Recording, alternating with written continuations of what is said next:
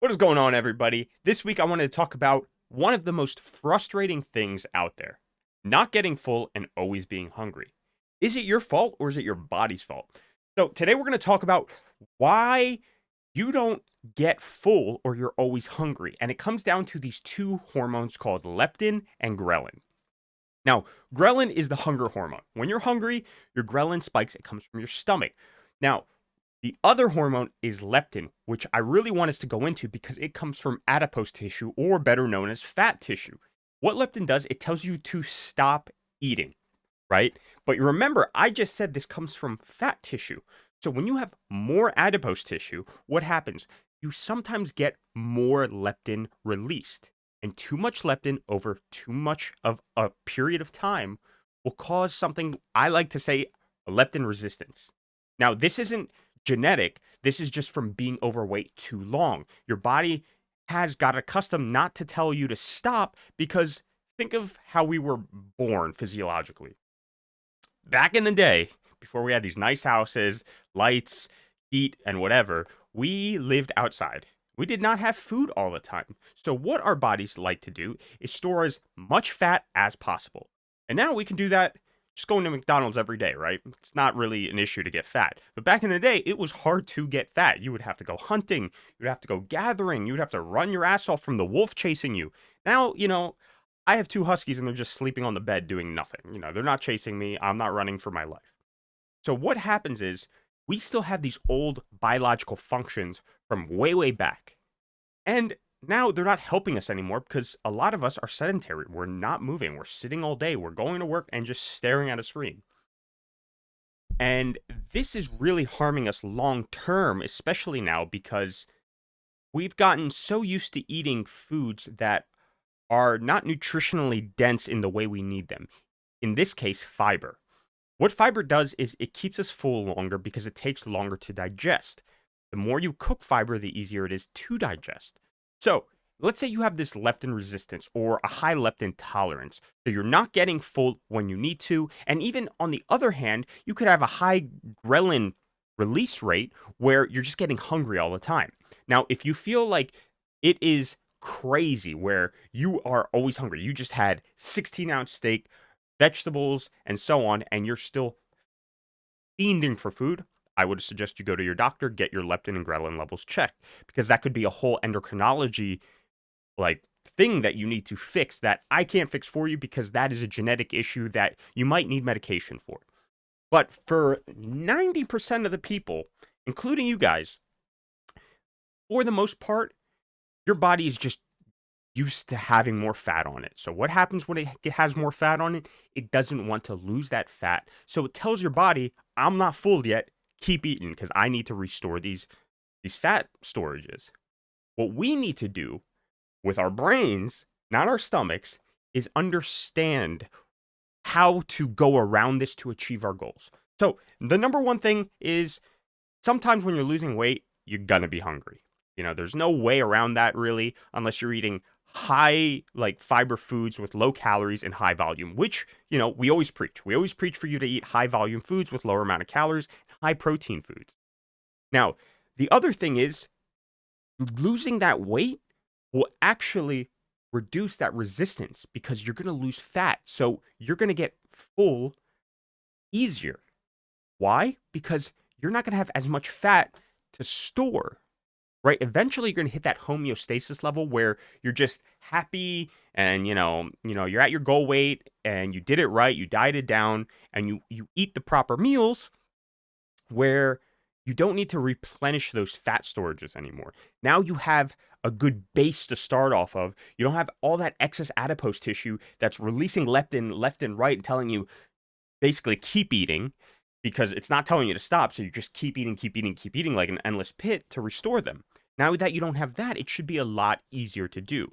But let's say, we have all this leptin or, we're not getting full, if we feel that, why could it be? Well, the carbohydrates we're eating comes into a big play into this. Simple carbohydrates are great for some things, like instant energy. If you're playing a sport, going to work out, or just need a quick pick me up, simple carbohydrates like white breads, white rices, candy, Snickers bars, you get that boost of energy, that glucose spike. Now, we go to the browns, like the whole grains and the brown rices, and some fruits and vegetables, mainly fruits, are slower digesting. And then the slowest of all digesting foods are usually the high fibrous foods and the raw vegetables. Remember, I said when you cook vegetables, you kind of like weaken that membrane a little bit so you make it easier to digest. When they're raw, they are raw. There's no like weakened barrier there. They're going to take much longer to digest, aka make you full much, much longer. Combine that with protein, your stomach is going to have a hell of a time digesting in a good way. You're not going to get hungry. So you're not going to have that ghrelin spike that comes from your stomach to tell you you're still hungry later because you're still digesting. And on top of that, your stomach is so full, even those leptin levels that are getting released from your adipose tissue, not that big of a deal because you feel full. So even if you're full, if you don't feel it physically, sometimes it could signal to your brain that, maybe I could eat a little more. Maybe I could snack here and there. But if you are stuffed out of your mind because you just ate, 20 pounds of broccoli, let's say, you don't want any food, no matter how much of an inkling you have to eat. So if you've ever felt in whatever that you cannot lose weight because you're always hungry and you don't know why, sometimes it's not your fault. Can you work around it? Can you put that mind over matter? Yes. But if you feel that way, please tell whoever you're working with, your coach, your friend, your mentor, that you need to stick to these higher fibrous foods that keep you full much longer. Because it is really hard, especially if you're starving all the time. You can't operate well, right? You can't think because you're always hungry. And that shouldn't be a thing. Like if you're dieting to an extreme deficit, let's say going for a show or like going for a triathlon and you need to be as lean as possible and you're exerting all this energy, yeah, you're going to be hungry all the time. But just getting to a weight that you're happy with, you shouldn't have these crazy, crazy hunger cravings if you are dieting correctly. Another thing on top of this, which you all should know, is sleep more. There's a study that came out that if you don't get adequate sleep, your leptin levels could be all out of whack, aka making you not feel full ever, so you're always hungry. So in the future, look at what you're eating before you blame a reason for it. If it's way out of control and you're eating this high fibrous foods and combining it with protein and having a good meal, which you all should be doing. Remember, protein, fiber, calories. Protein and fiber should be your number one goal, and then the calories come in. Stop just looking at your calories and making sure you get them and just getting them all from carbohydrates, because that is a no-no. That is how you're going to fail. But if you focus on protein and fiber, you will be full and you will be able to sustain your diet. And you can get these from all sorts of foods. On top of that, combine it with good sleep, and you are setting yourself up for success. If that doesn't work, and like I said, if you are feeling like a shark that you need to eat all the time, go to your doctor, go to an endocrinologist, get your hormone levels checked. And then if it was the hormones, you can work with them. They will take you step by step how to do it. And if not, then, you got to suck it up to a certain point to get results. It's not all easy. It gets hard and then it gets easy. But it's always hard first because it's a change.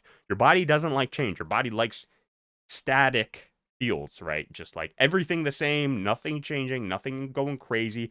I'm fat now. I want to stay fat. That's how your body thinks. But we don't always want to think like our body thinks because we know that all that fat isn't the best thing for us, even though our body thinks it is because it's trying not to starve in the winter, even though it's like 30 degrees out, 70 in my house, and I'm feeling comfortable. My body's still like, no, you need to pack on the fat.